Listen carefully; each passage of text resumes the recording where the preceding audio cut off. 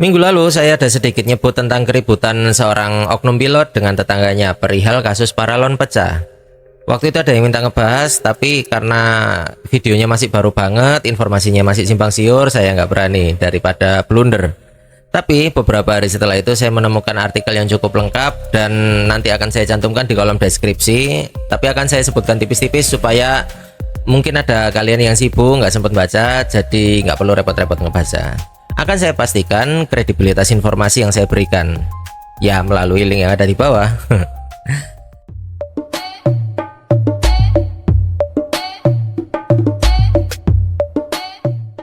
Disclaimer dulu, di sini saya tidak akan menyudutkan siapapun, tidak ingin mendiskreditkan siapapun. Akan saya berikan informasi yang seobjektif mungkin. Karena itu pasti saya nge-up videonya telat daripada kasus yang beredar, biar nggak salah aja. Dan semoga ini bisa menjadi pembelajaran buat kita semua untuk lebih berhati-hati dalam menerima informasi dari sosial media, terutama yang berembel-embel viral. Oke, lanjut pembahasannya.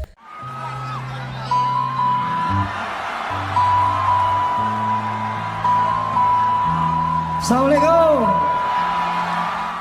Oknum pilot pukul tetangga, perkara paralon.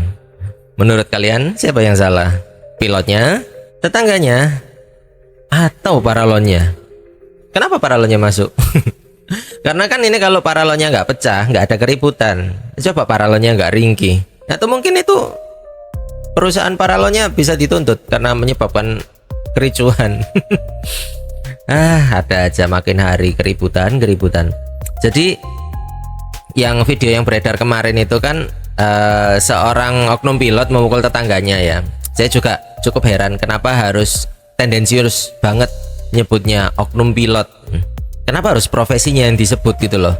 Kan kejadian ini nggak ada di dalam pesawat, tidak menggunakan seragam pilot, dan kejadiannya juga tidak berada di area penerbangan atau bandara. Jadi kenapa harus oknum pilotnya benar-benar ditekankan? Kenapa harus bawa-bawa profesi? Menurut saya ini sudah hal yang sangat personal, bawa-bawa profesi. Oke, mungkin ini cuma opini saya ya. Tapi lanjut ke opini berikutnya. Video yang beredar yang kayaknya ada anak deh. Nggih.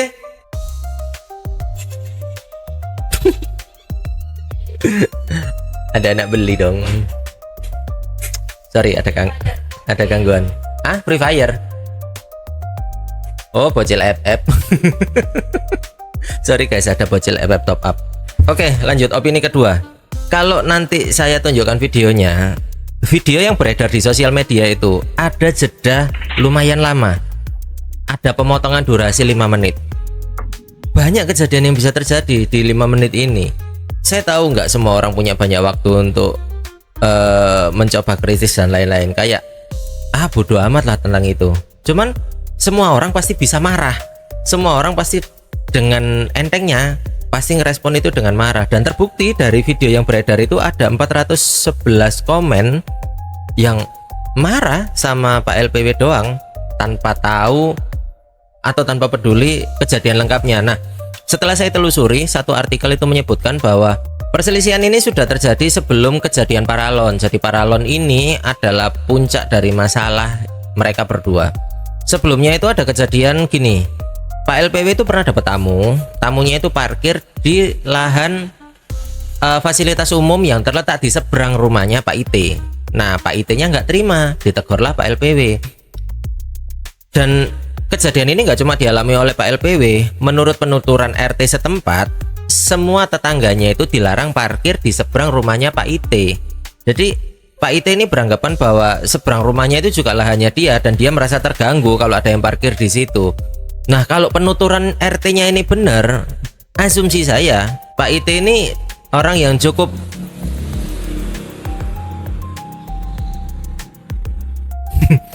Pak IT ini orang yang cukup menyebalkan. Berdasarkan informasi ya, saya nggak menuduh, hanya berasumsi aja. Tapi saya nggak kenal RT-nya juga. Sudah nggak kenal dua orang ini, Pak LPW dan Pak IT, saya juga nggak kenal sama RT-nya. Jadi ya cuman bisa ngawang-ngawang aja baca berita ini. Tapi dari keterangan dua pihak, menerangkan bahwa Pak IT-nya sendiri memang orang yang menyebalkan. Kesalahannya Pak LPW, kenapa beliau termakan provokasinya Pak IT? Di salah satu video yang beredar di websitenya detik.com, Pak LPW mengaku bahwa dia dipukul duluan di area pipi, ya katakanlah ditampar lah ya. Tapi waktu saya cek di video itu, walaupun sudah dipotong 5 menit,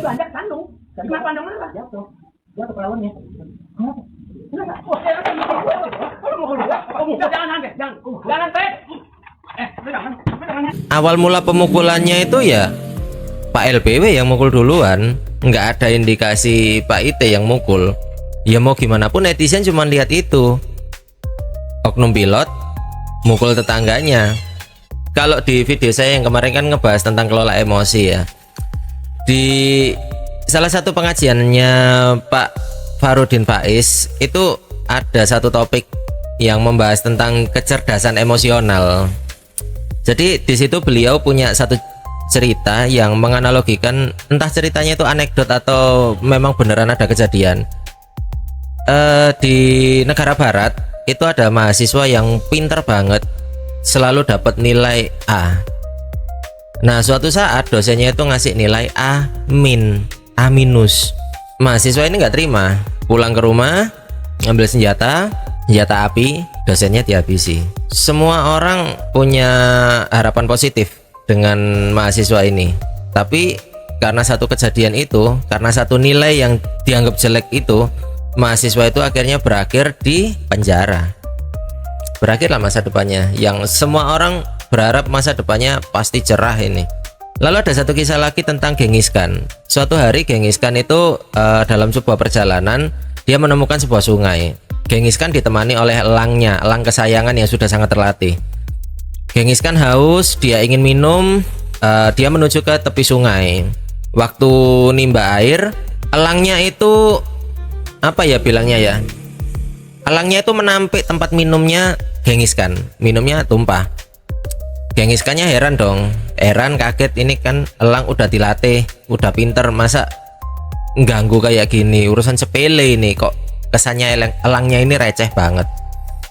Oke lah, ngambil minum lagi, ditepis lagi, terus Genghis Khan-nya marah, prepare pedangnya ditarik dari sarungnya, datang yang ketiga kali, entah ketiga kali atau keempat kali, akhirnya Genghis Khan marah, waktu elangnya datang lagi, ditebas, mati. Elangnya tewas, tempat minumnya terpental. Nah, tempat minumnya ini tadi terpental ke pinggiran sungai, yang di situ ada bangkai ular berbisa. Dan Genghis Khan mengambil air sejalur dengan kemana aliran air bangkai itu tadi mengalir. Jadi ularnya di sini, terus ini aliran air yang lurus dari bangkai ular ini tadi, Genghis Khan ngambil air di situ. Nah, elang ini tadi tahu kalau majikannya minum air itu, majikannya bisa keracunan. Genghis Khan bro, seorang yang menaklukkan kerajaan di dunia sangat luas banget. Yang saya ingat itu kerajaannya dia itu cuma kalah dari Imperium Britania. Orang yang sebegitu hebatnya aja bisa terpicu emosi oleh seekor elang. Ya, kalau memahami sudut pandangnya Pak LPW, kayaknya semua manusia bisa emosi. Tapi ya sayangnya, ini kan kalau penuturan RT-nya tadi benar ya, harusnya Pak LPW sadar ini tetangganya nyebelin. Kalau kasusnya Genghis Khan kan ini elang terlatih, baru kali itu resek. Nah ini kan dari awal Pak LPW udah tahu kalau Pak IT itu resek, kok masih kepancing sama provokasinya beliau. Kalau penuturan RT-nya ini benar ya. Kita semua pasti pernah lah ketemu orang yang menyebalkan, bahkan punya tetangga yang menyebalkan juga. Saya rasa kebanyakan orang pasti mengalami hal tersebut. Saya dulu waktu ngekos juga punya tetangga yang nyebelin kayak gitu. Sekarang pun saya masih punya tetangga yang menyebalkan seperti itu. Tapi ya karena saya tahu dia nyebelin, udah diemin aja. Kalau kita ngegubris dia malah kesenengan. Orang nyebelin kayak gitu tuh cuma pengen atensi dari kita aja. Dia tuh haus perhatian. Ya ini asumsi saya ya, asumsi saya aja. Orang-orang nyebelin gitu itu cuman haus atensi, pengen perhatian, attention seeker kalau nama kerennya, istilah kerennya. Nggak usah digubris. Di video saya yang pertama itu saya ada sedikit menyinggung tentang rantai konsekuensi. Hal yang dilakukan Pak LPW simple, cuman jotos. Tapi dampak dari itu semua, videonya viral, karirnya terancam, belum lagi nanti kalau punya anak, anaknya juga diingat-ingat, oh itu yang bapaknya dulu pernah jotos orang tua yang dipukul, kena bully anaknya, karir terancam, nama baik tercemar, anaknya kena bully, belum istrinya nanti kalau belanja, oh itu yang suaminya emosian, hati-hati berteman sama itu, jangan, dijotos kamu nanti, dah. Gara-gara tetangga rese, nama jelek jadi kemana-mana kan. Untuk netizen juga, ya sayang banget lah banyak yang terprovokasi dengan pemberitaan yang beredar. Tapi ya manusiawi, lihat orang tua dijotos kayak gitu ya siapa yang gak emosi. Cuman ternyata orang tuanya ngeselin, ya kan. Kalau orang-orang yang udah simpati sama yang dijotos, sebel juga pasti. Kayak ketika kalian lihat orang dijotos, terus kalian kasihan sama orang yang dijotos, tapi ketika tahu kenyataan aslinya, pasti kalian komen, wah ya wajar dijotos. Ya Allah.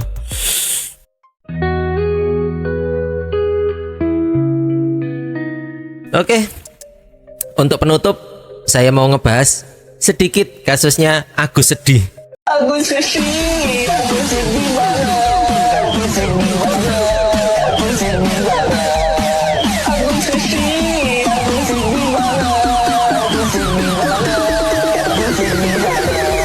DJ Bullet.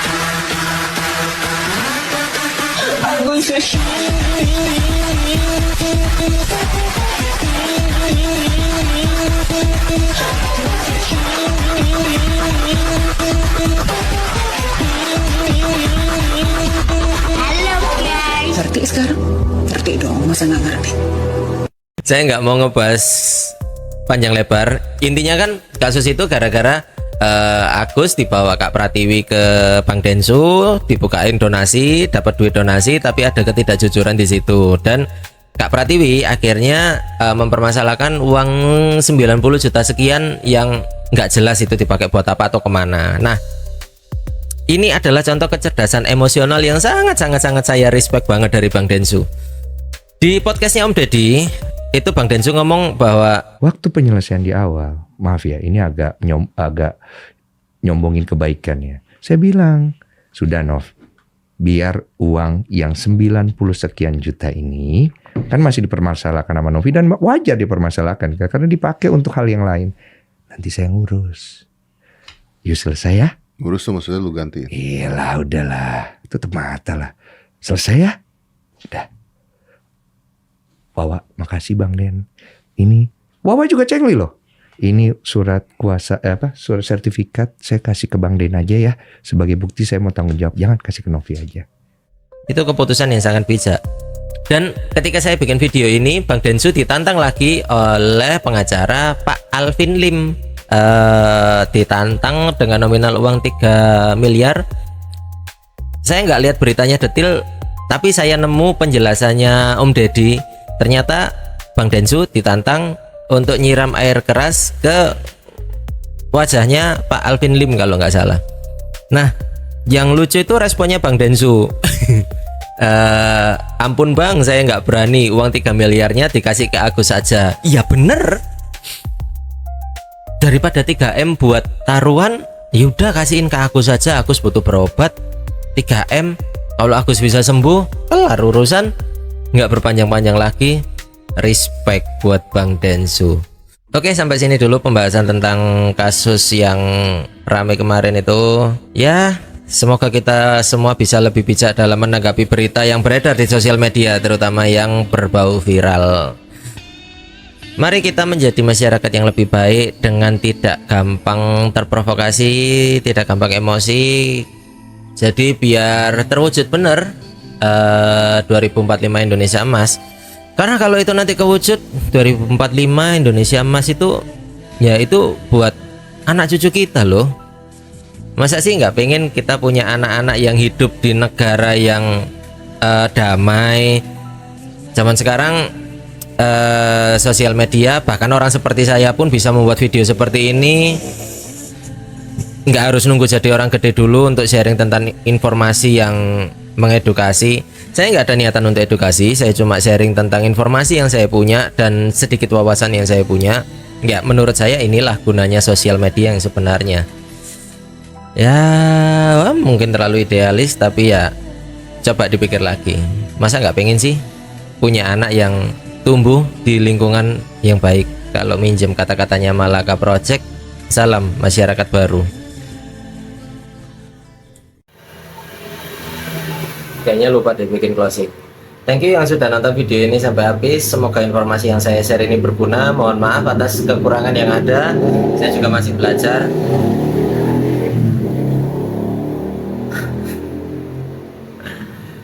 Semoga informasi yang saya share ini berguna dan bisa bermanfaat buat kita semua. Ya, sekian. Sampai jumpa di video berikutnya.